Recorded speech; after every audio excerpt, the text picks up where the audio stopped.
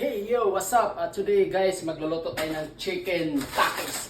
Itong gagamitan natin, takis chicken kasi ito maanghang kaya perfecto sa ating chicken.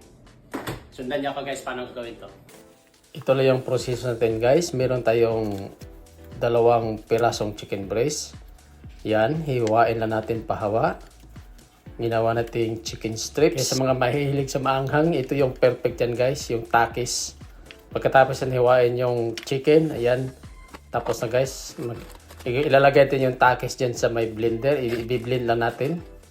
At saka haluan natin ng breadcrumbs para crunchy yung ating manok pagka piniprito na natin. Ayan. Dudurogin lang natin yung takis kasama doon sa breadcrumbs. Ayan. Ganda na yung ano niya guys. Kaya itinutudo ko na yung dalawang bag ng takis para maganda yung ano natin, yung coated ng breading sa atin at saka maanghang na rin siya. Ayan. Ayan. Naglagay rin tayo ng harina para sa ating first coating sa ating manok. Titimplahan natin yung harina ng mga Cajun spice, pepper, kaunting turmeric pampakulay at sa lagyan natin ng chicken powder, pampalasa. Ayan. Hahaluin na natin siya guys. Hahaluin yan. Yung timpla ko dyan guys, tansyahan lang yan. Ayan. Tapos magbiyak na rin tayo ng itlog. Para sa manok natin, pag breeding ng manok natin, maganda. Kakapit yung breeding natin pag may itlog. Ayan. Pagkatapos, ikukotin natin siya guys. Ikukotin na natin. First, yung coated yung manok to flour.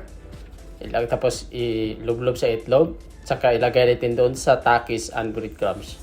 Ayan, paulit-ulit yan guys, paulit-ulit ay yung procedure, ganyan lang. Ayan guys, ayan. Itatabi natin yung tapos natin na coated para handa natin siya pagpiprito natin. Pero siyempre, pinapainitan natin yung mantika para tuloy-tuloy tayo. Ayan. Ayan na guys, paulit-ulit yung ginagawa natin. Yung chicken strips into the flour. Tapos ilulublob natin sa itlog.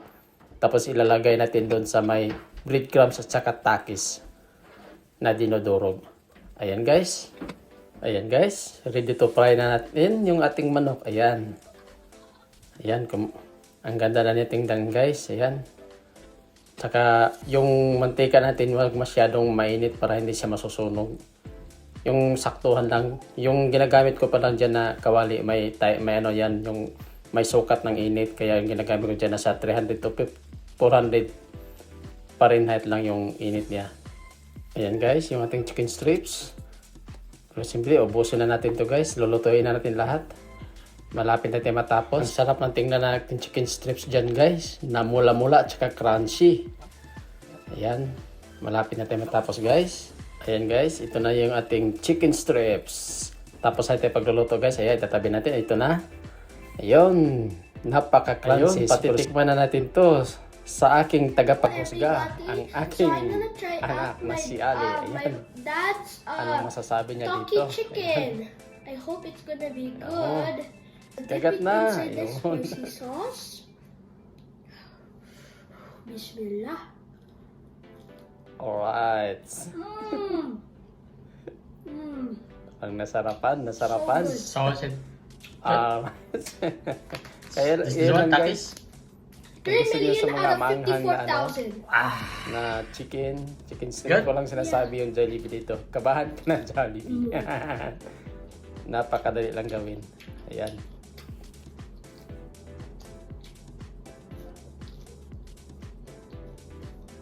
Good. Thanks for watching. Welcome. Bye-bye.